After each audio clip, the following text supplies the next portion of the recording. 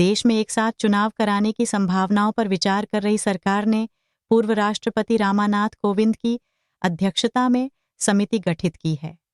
समिति एक साथ चुनाव कराने से जुड़े तमाम पहलुओं पर विचार कर रही है।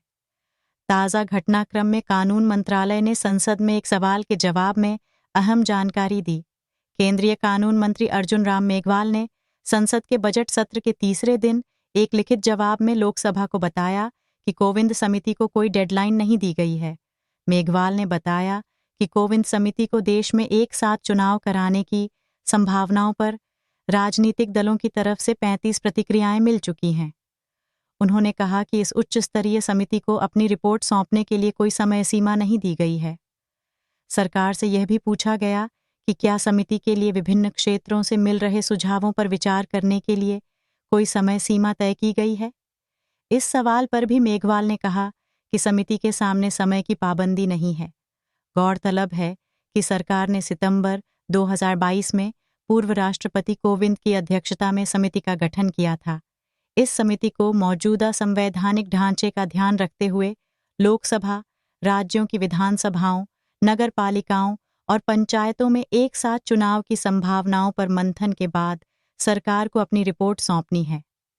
समिति चुनावी खर्च, सुरक्षा बलों की जरूरत, चुनाव और मतदान कर्मियों की उपलब्धता जैसे पहलुओं पर विचार के बाद सरकार को देश में एक साथ चुनाव कराने की संभावना पर अपनी अंतिम रिपोर्ट सौंपेगी। पूर्व राष्ट्रपति की अध्यक्षता वाली समिति में जम्मू कश्मीर के पूर्व मुख्यमंत्री गुलाम नबी आजाद, कानून मंत्री अर्जुन राम मेघवाल, 15वें वित्त आयोग के पूर्व अध्यक्ष NK सिंह, लोकसभा के पूर्व महासचिव डॉ. सुभाष सी कश्यप व पूर्व मुख्य सतर्कता आयुक्त संजय कोठारी भी शामिल हैं। एक राष्ट्र एक चुनाव के लिए एक वेबसाइट www.onoy.gov.in तैयार की गई है।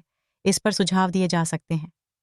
इससे पहले जनवरी के तीसरे हफ्ते में हुई समिति की तीसरी बैठक में यह बात सामने आई कि देश भर से 2952 सुझाव मिले हैं। समिति के मुताबिक सुझावों से संकेत मिलता है कि देश की 81% जनता एक राष्ट्र एक चुनाव के पक्ष में है।